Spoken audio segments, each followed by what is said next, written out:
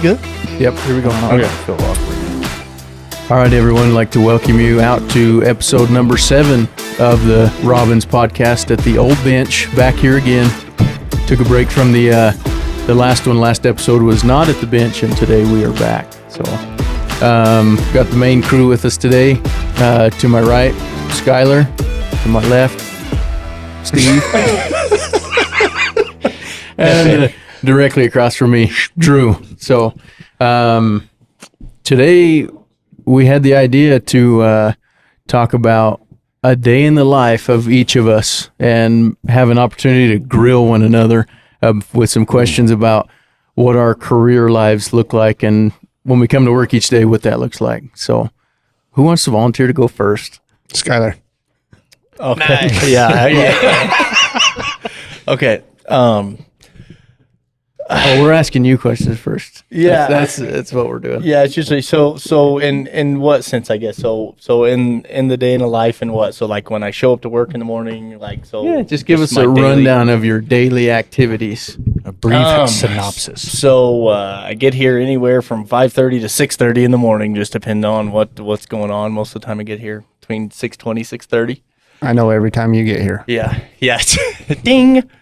So I'm Steve's alarm clock. And then usually open it up, come and, sit down, open up my computer, check the on calls from the night before.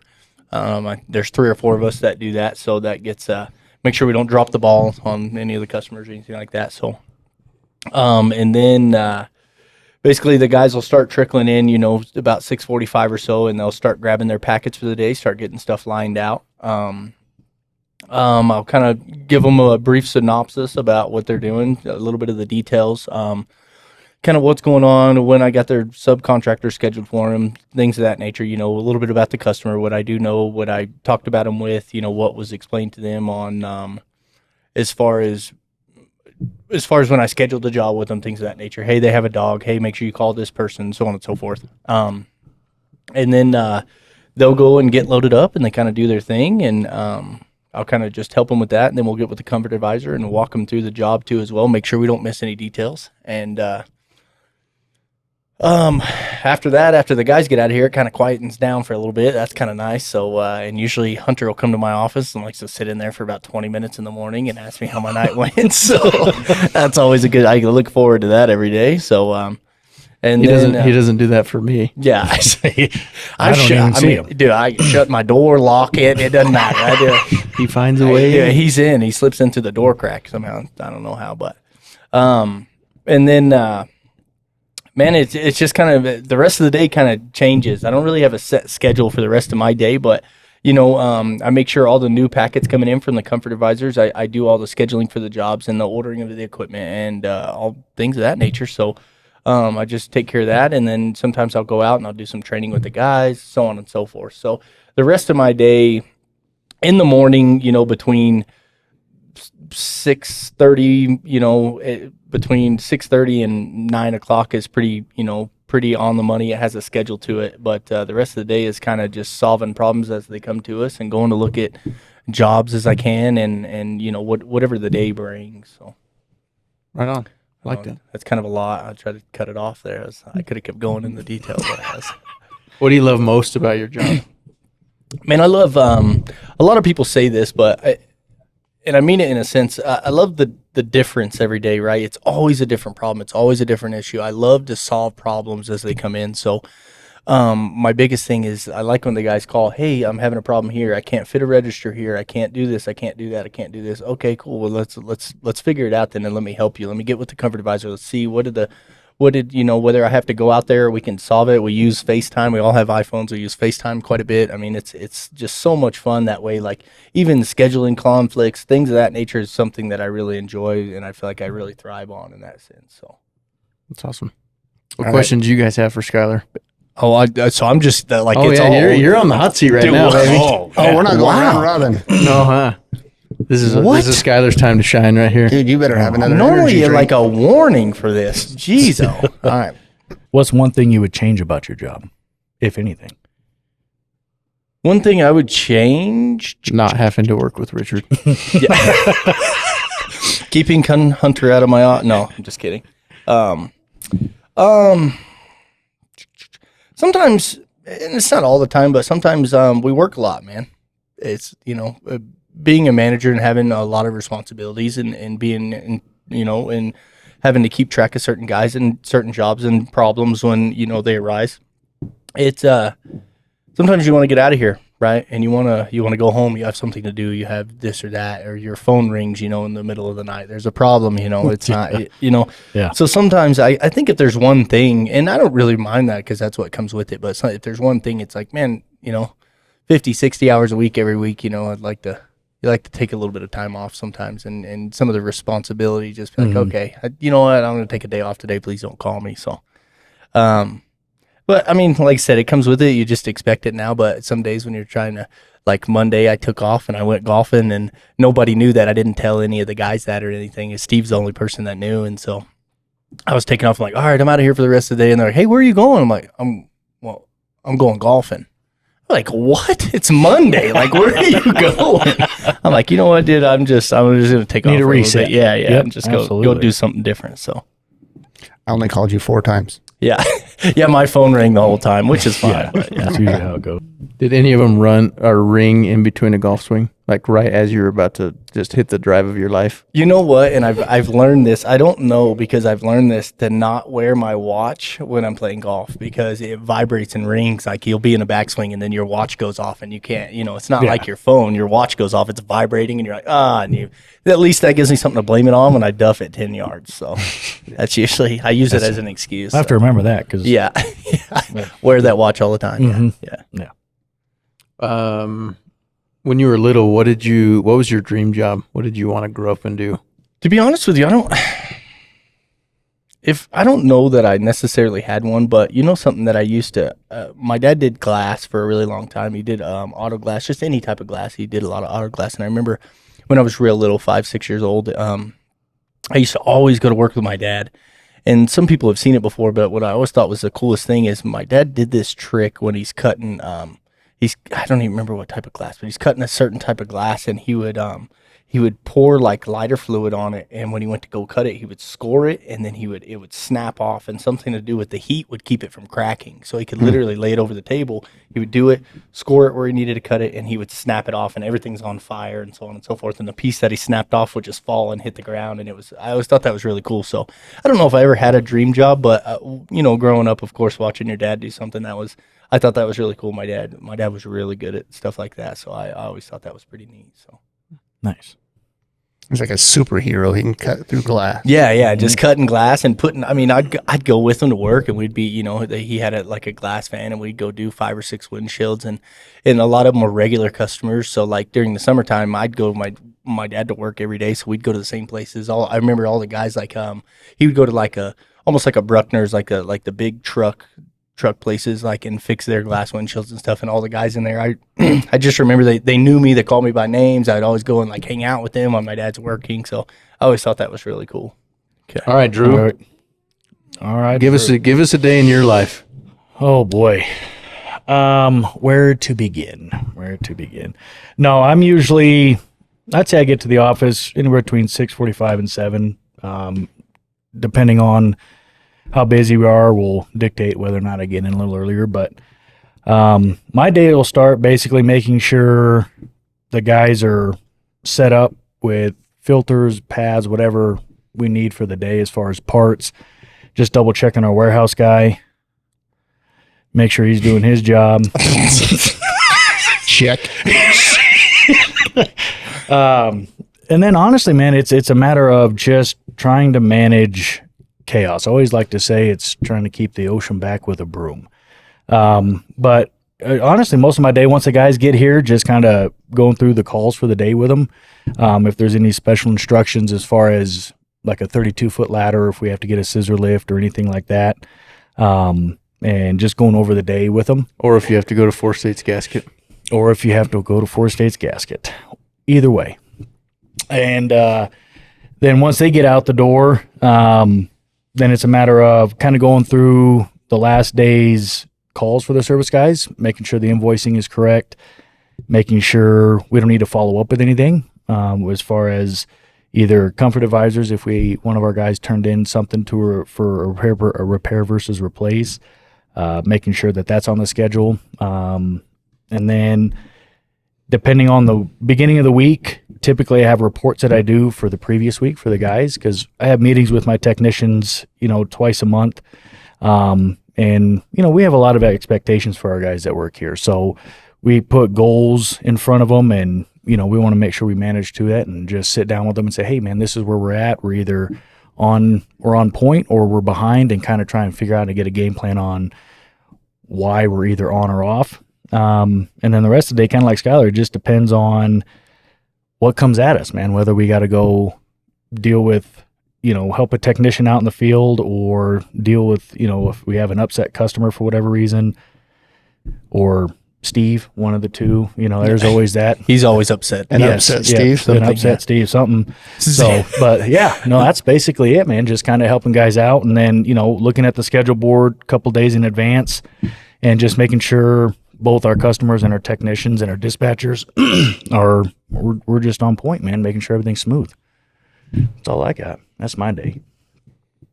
No. What do you think your greatest skill is in your position as a service manager? Greatest skill. Oh, that's a good one. I would say Curveball. that is a curveball. Gotcha. Weights No, forward. I just was saying your greatest skill was your curveball. Oh, no, it wasn't. I was like, yeah, I threw that. That's what I thought he was saying. I think it is. I think if anything, and would be coming up with a solution with a problem that's thrown right at me. I don't necessarily panic and have to. I figure that out pretty quick and make sure there's a resolve. Whether it's a technician calls in sick, or usually get a game plan together, and it usually works out pretty well majority of the time. When someone calls in sick, that is like one of the worst. Yeah. It's so terrible. Yep. So, What's your favorite part of the day? Lunch. meals 2 through 6. And that's 8 to noon. What was the question? I'll be honest, the whole food thing kind of got me going there. I am hungry. Starving. I was banking on this being at 4 o'clock. I didn't plan my meals around this. What's your favorite part of the day? My favorite part of the day, honestly, from 7 to whenever my technicians show up. I don't have any interruptions. Or if I stay behind, and honestly, if it's just us 4 at the shop, for the most part, we don't bother each other because we're usually getting stuff done. So there's no interruptions. There's no that quiet time to be able to focus and just get stuff accomplished. Because during the day, man, it's nonstop. There's always questions. There's always stuff getting thrown at you. So the quiet times sometimes are the nicest, where it's like, man, I just crank the music up and let's get it done. I'm going to find you a hunter. That's what every moment of quiet time you get. Hey, what are you doing? I'm hungry. Waiting on you. Yeah, I'm hungry. You want to go get lunch? It's 9. Okay. Yeah. That's not me, by the way. Yeah. What music do you crank up from 7 to 8? Ooh, it just depends on the day, but usually, dude, I listen to a plethora of genres. That's so, true. For me, I'll either do like classic country or 90s country if I'm going to be in a country mood, or I'll be honest, a little heavy metal if it's time to turn the hat backwards and get caught up on some stuff. And Celine. Or well, then those are the evening ones to kind of wind you down. A little Celine Dion. Yeah. Or 2000 hits, baby. That's the jams right there. Like not 3 weeks ago. I don't know why your door was open and I had to go sit down at your desk or something. I think I was going to pull a PO. I don't remember what it was, but I sat down and then like your music was pretty low and you weren't in there. So I sat down at your desk and I was like going to pull a PO and I was like, what? I cranked it up. I'm like, it was Jordan Sparks, No Air. What? Oh, dude, that brings back memories, dude, back in high school. Dating myself now. That's fantastic. I always thought your best part of the day was about 8:30 when I walk through your door, and then I close it behind me. Well, there's that as well. Yeah. That's got to be a favorite. Yes. In the evening or the morning? Doesn't matter. Yeah. Either one, really. And it usually starts out with, dude, listen. Yeah. No, dude, no. No, I don't want to. Or it starts out with, listen, I got a question. Yeah. No. Dang And then you it. say, I got an answer. My favorite is when Pete says, Houston, we have a problem. Like, what, Pete? He's all, we're out of toilet paper. Pete, just go get some toilet paper. Like, it's not that big of a deal. It's not that serious. Somebody left a box unbroken down. Yeah. Correct. Yes. Uh-oh. Fired up. There was a penny on the ground. No, Pete. Yeah. Hilarious. Steve's turn. Give us a day in the life of Steve. Day in the life of Steve. I get to wake up every morning to my beautiful wife. I don't know what you guys do in the mornings, but that's the way I start mine every morning. You threw us under the bus right there. Yeah, you're welcome. My wife I still watches have a this. chance. I haven't gone yet. Yeah. Look, why is it always us that first through? It's just natural, right? Let the dummies go first. That's the beautiful part about doing what we do. We don't have to travel and do all that. But I think as far as work goes, for me, it depends on what time of the year it is. We just got through our quote unquote shoulder season or slower season. So I do a lot of training during that time. So now it's managing U3, which is Your favorite part of the day. I love it. A circus. yeah. So no, I mean it's all hands on deck this time of year, right? We're starting up a bunch of coolers and getting busy on the install side, and so right now in the warehouse side of it is all the day before. I make sure everybody's lined up, make sure everybody's staged for when they get to work, they can just grab their stuff and get out the door, get moving. Outside of that, I just jump in wherever I can. I am not built for the office, so if I can go out in the field, that's where I normally go. And so this time of year, it's kind of nice because I get to shake off all the dust from the wintertime and go pound on some sheet metal or go start up some coolers or whatever it is. As my Brad comes into my office and sits down yesterday, he said, "Where's Steve at? Is he here?" I said, "No, he's starting up swamp coolers." He's all, "What?" I don't know. He's with Drew. Just let it happen. I have no idea. So, but that's pretty much my day. And then at the end of the day, just start all over again, make sure everybody's ready to go for the next morning. So, Do you mostly work alone or with others? Not what you prefer. no, I prefer working alone for sure. But there's, for some reason, especially in the install side, I don't know if it's that much in the service side, but people are terrified to work with me on the install side. And that rumor's just gone around. They're like, "Oh man, you got to go out with Steve today." I'm so sorry. Most people get fired before the day's over. And so I don't know where that came from. I only fired 2 guys doing that. So other than that, I get to go work with some new guys on Monday. It's probably they probably count how many of what are you doing throughout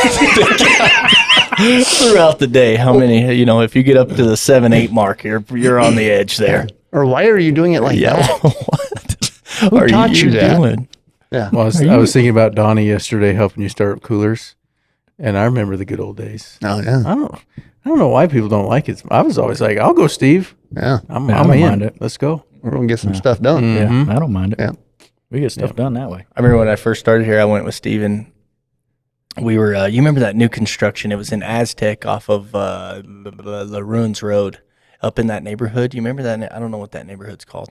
But we went and we were working on it. He's all, "You're with me today." I'm like, "All right, let's go." So we're going and we get out there and so you hang the trunk line by yourself. And so I'm pounding the duct together. And then and then you're like, "Okay." I'm like, "Whew, thank gosh, I'm done pounding all that duct together." Anybody knows pounding duct together, not a great time. So I get done pounding it all together, and you're like, "All right." I'm like, "Yes, finally something different." You're like, "All right, wrap that whole trunk line." No, dude. Dang it. So then I start wrapping the trunk line, and it was a pretty long trunk line. I bet it was 30 foot or so in. So I'm wrapping and I get about halfway done, and then I turn around and look at the beginning, and all the tape's already coming off. What is taking you so long? I don't know, Steve. I don't know what I'm restuck doing. this tape 8 times. Yeah, I can't get this tape to stick. I think that was one of Jerry McKee's houses. I don't remember who was building it, but I just remember it was up in that neighborhood. Yeah. Jerry came in and saw us yesterday. Oh, did he? 2 days ago, actually. So, good time. Nice. He's the one that did the remodel on Stefan's shop down there that we just came from. He redid all that. He did Stefan's house too. Yeah, he did Stefan's house. Yeah, it looks really good. All right, Richard, you're up. What's the day look like to you? So my day starts with waking up next to my beautiful wife. That's good. That's what I'm talking about. You're not I making hope my you- life any I was easier. hoping you missed on that. Yeah, I couldn't forget. That's what's been running through my mind this whole time. Don't forget that. Don't forget that. Don't forget that. Then I get here. My body clock is good with the sunlight. I move with the sun. So like in the summertime when the sun comes up at like 6-ish, I'm up. I'm ready. In the wintertime, I'm kind of like a bear. It's hard to get up when the sun's not up. Mm-hmm. So usually in the summertime, I'm here a little earlier. In the wintertime, get here about 7.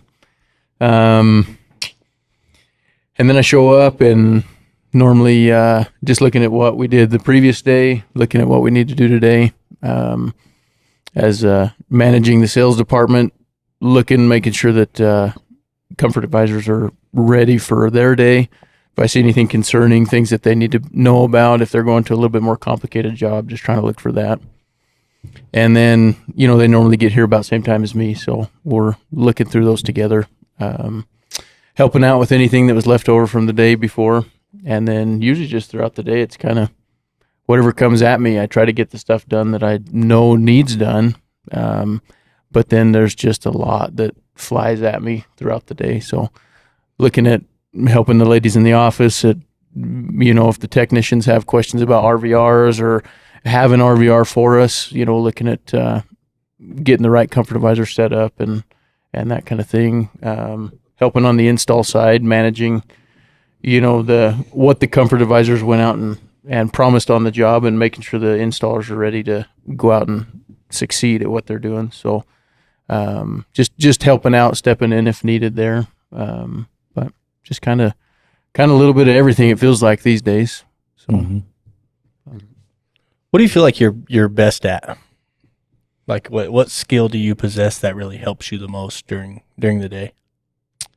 I was thinking about this question if it got thrown at me during this podcast, but I don't know that we step back and think about these things very often. I don't know how many people in the world really step back, take their selves away from the day to day and think about some of these questions that we're talking about. So that was hard. I was thinking about maybe if I don't even have any skills, but no, I think as far as I really enjoy, I don't know if it's my best skill, but I really enjoy helping other people be successful. So, if others are having questions, if others have concerns, including customers, I think that's what's fun about sales is going in, looking at problems, looking at ways to solve the problems and then helping people increase their comfort in life, whatever it is, helping people increase, technicians increase their abilities. I enjoy just working with people, I would say. And it's kind of a fine line I walk because I don't know, it's a lot of the time I'm maybe similar to Steve. I enjoy working alone because I feel like I can get a lot done that way. But then the reward of helping others comes in, and I think that's a lot of fun for me. So I don't know if that's my best skill, but that's what I do enjoy. So Yeah, there's definitely something when you on the training side of stuff, right? We'll bring a new guy in and train them, and they don't know anything, right? Then we put them out in the field and we give them a little more, and then we bring them back in, do some more training, and about that third time you see that aha moment. That's pretty rewarding. Mm-hmm. But then there's days where I'm gonna go rough in that house all by myself. yeah. I'm just gonna go get some work done. So. Uh-oh. What have you found to be the most challenging for you? I would think the most challenging for me is being content, and not that anybody should be content, but I find it challenging to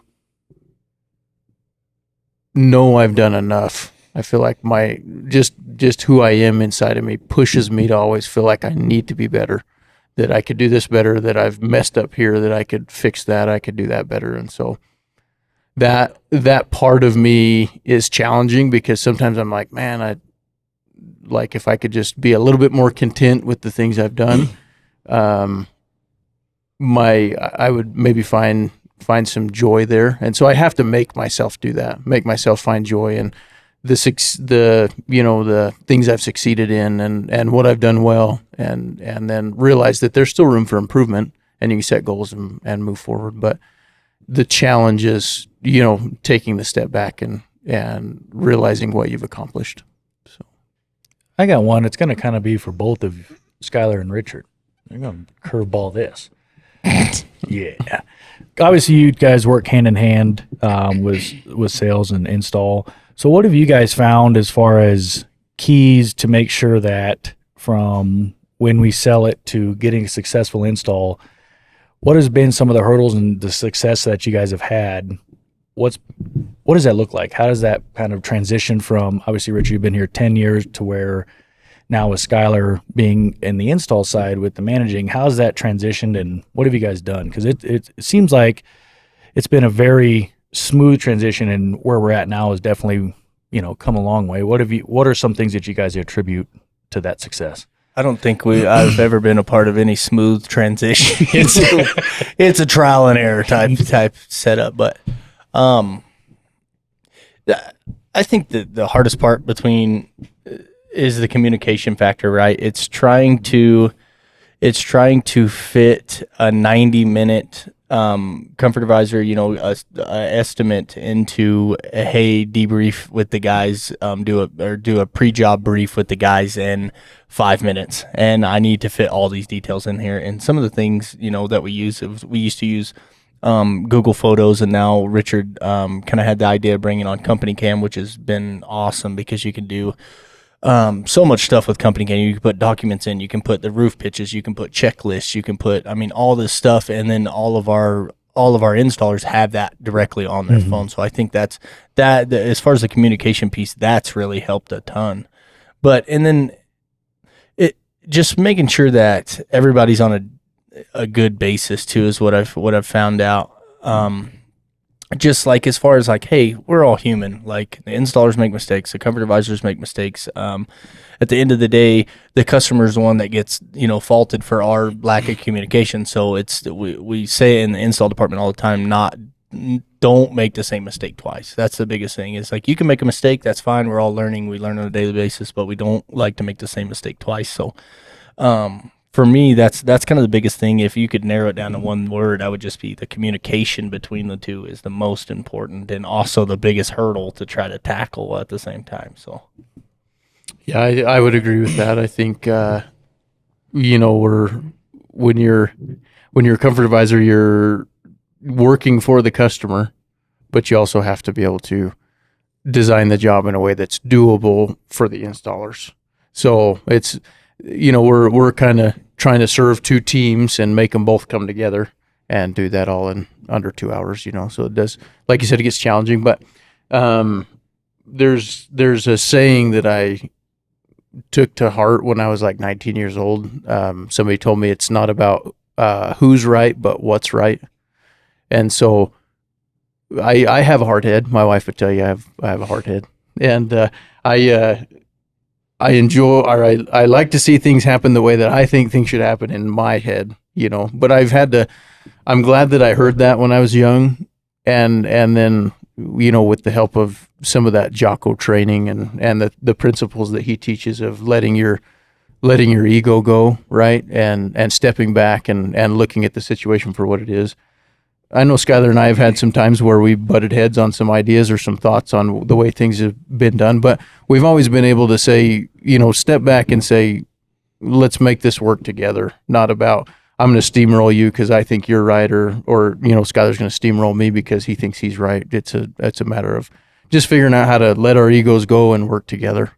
And so I think those factors in my life have been beneficial as far as fixing some of those things that we had learning curves on early on in a working relationship. Mm-hmm. So And so something I will say something about that. Like sometimes you have to have those conversations where you're mad at each other or whatever. Not really mad, but just trying to solve a conflict, and then you're kind of butting heads a little bit. And I found it the easiest way to go about that, you know, over the years is just to end the conversation with "You're still ugly." So it always makes me feel a lot better inside. It makes me feel like I got the last shot in, you know. So Mine starts with that though. yeah, oh, it does. See, then you're just super mad the whole time. Yeah. So. I think along the lines of that, right, we talk about the iceberg effect, right? And we know that underneath the surface, what we do on the management side on our day-to-day basis is to prevent the customer from seeing the rest of the iceberg. We just want them to see the tip of it, right? And so a lot of the times that we do that is if we mess up on that transition from sales to install, or on the service side, if we don't hand over that repair versus replace, right, the customer gets exposed to what the rest of that iceberg looks like. And that's kind of our game plan, is to just let them not see all that stuff that we have to do to make everything work so smooth. And they just get an experience of, hey man, that I see a thermostat on the wall.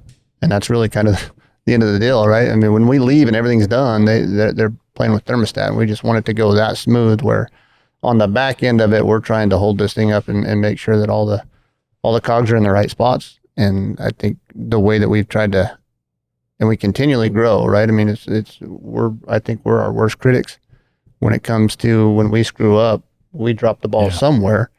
Let's find out where that was at and make sure that we kind of smooth that over so it doesn't happen again. So, yeah. It's a good question, Drew. That was nice. Thank you. I think in closing, to wrap this up, now we get to give you guys a question that how are we tied? Yeah, at the hip. when you guys were mine and Skyler's age, what did you want to be when you grew up?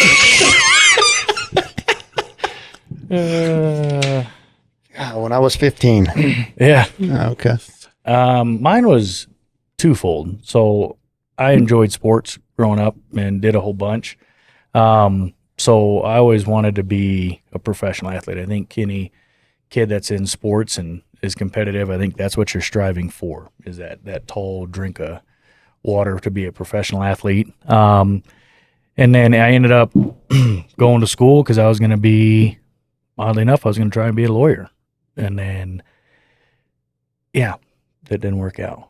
So here I am, heating and air conditioning. So here I am, baby, heating and air. No, I think God has a plan, and it worked out just how it should. And I think I know I'm happier doing what I'm doing compared to if I would have pursued any of the other avenues. But yeah, growing up, man, those were 1 and 2 was going to be a professional athlete. Either I was shooting for either football or baseball, or be a lawyer. Oddly enough, that was my goal. I had no idea what I wanted to be. I still don't know what I want to be. Yeah. I know you get that in high school, right? As you start to graduate and you start to freak out, like, oh no, I better figure something out. I got a son that's in that boat right now. But, that my brother joined the Navy, and he's about 4.5 years older than me. So I thought, well, maybe I'll join the military.